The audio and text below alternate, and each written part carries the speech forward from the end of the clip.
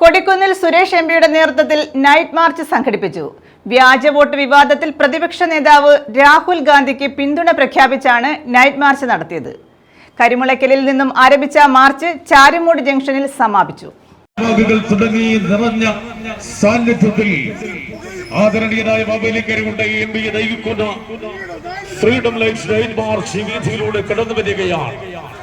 രാജ്യം വിഭാവനം ചെയ്യുന്ന ഭരണഘടന എന്ന ഉദാത്തമായ നിയമപുസ്തകത്തിലെ പൗരാവകാശമായ വോട്ടവകാശത്തെ പോലും തേജോവധം ചെയ്തുകൊണ്ട് കോൺഗ്രസ് പ്രവർത്തക സമിതി അംഗം കൊടിക്കുന്നിൽ സുരേഷ് എംപിയാണ് നൈറ്റ് മാർച്ചിന് നേതൃത്വം നൽകിയത്. വോട്ട് ചോർച്ചാ വിവാദത്തിലും വ്യാജ വോട്ട് വിവാദത്തിലും പ്രതിപക്ഷ നേതാവ് രാഹുൽ ഗാന്ധിക്ക് ഐക്യദാർഢ്യം പ്രഖ്യാപിച്ചായിരുന്നു നൈറ്റ് മാർച്ച്. കരിമുളയ്ക്കൽ തുരുത്തിയിൽ ജംഗ്ഷനിൽ KPCC നിർവാഹക സമിതി അംഗം അഡ്വക്കേറ്റ് കോശിയം കോശി നൈറ്റ് മാർച്ച് ഉദ്ഘാടനം ചെയ്തു. BJPയുടെ സ്ഥാനാർത്ഥി ശ്രീ സുരേഷ് ഗോപി പോലും വ്യാജ വോട്ടുകൾ ചേർത്തുകൊണ്ട് തെരഞ്ഞെടുപ്പിൽ വിജയിച്ചതാണ് എന്ന് ജനങ്ങളുടെ മുന്നിൽ ബോധ്യപ്പെടുത്തി കഴിഞ്ഞിരിക്കുന്നു. നമ്മുടെ ജനാധിപത്യത്തെ അട്ടിമറിച്ചുകൊണ്ട് മുന്നോട്ട് പോകുന്ന ഈ സർക്കാരിനെതിരായി കഴിഞ്ഞ 7 ദിവസക്കാലമായി ബീഹാറിൽ നമ്മുടെ പ്രിയങ്കരനായ ശ്രീ രാഹുൽജി ജനലക്ഷങ്ങളെ പങ്കെടുപ്പിച്ചുകൊണ്ട് വൻപിച്ച ജാഥ നടത്തിക്കൊണ്ടിരിക്കുകയാണ്. ജനങ്ങൾ ഒഴുകിയെത്തുകയാണ്. അവിടുത്തെ BJP കൂട്ടുകെട്ട് സർക്കാരിനെ അമ്പരപ്പിച്ചുകൊണ്ട് ലക്ഷങ്ങൾ പങ്കെടുക്കുന്ന പടുകൂറ്റൻ ജാഥയുമായി അദ്ദേഹം ബീഹാറിലെ ജനങ്ങളെ ഈ കള്ളവോട്ടിന്റെ ചരിത്രം വിശദീകരിച്ചുകൊണ്ട് അദ്ദേഹം അവിടെ ജാഥ നടത്തിക്കൊണ്ടിരിക്കുന്നു. ആ ജാഥയ്ക്ക് പൂർണ്ണ ഐക്യദാർഢ്യം പ്രഖ്യാപിച്ചുകൊണ്ട് ദൂർനാട് ബ്ലോക്ക് കോൺഗ്രസ് കമ്മിറ്റിയുടെ നേതൃത്വത്തിൽ ഇപ്പോൾ ഇവിടെ നൈറ്റ് മാർച്ച് ആരംഭിക്കുകയാണ്.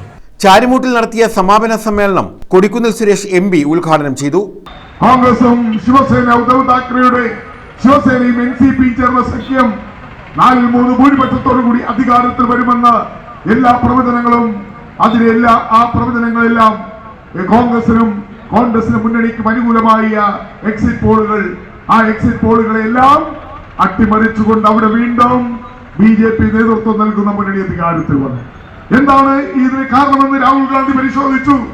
അദ്ദേഹം പഠിച്ചു. അതിനുവേണ്ടി ടീമുകളെ നിയോഗിച്ചു. തെരഞ്ഞെടുപ്പ് കമ്മീഷൻ പരാതി നൽകി.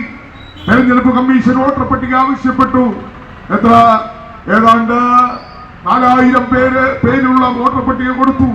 ഇലക്ഷൻ കമ്മീഷൻ വിചാരിച്ചത് ഈ 4000 പേജിലേക്ക് കടന്നു പോകാൻ രാഹുൽ ഗാന്ധിയോ അദ്ദേഹത്തിന്റെ ടീമോ തയ്യാറാകില്ലെന്ന് ഇലക്ഷൻ കമ്മീഷൻ വിചാരിച്ചു.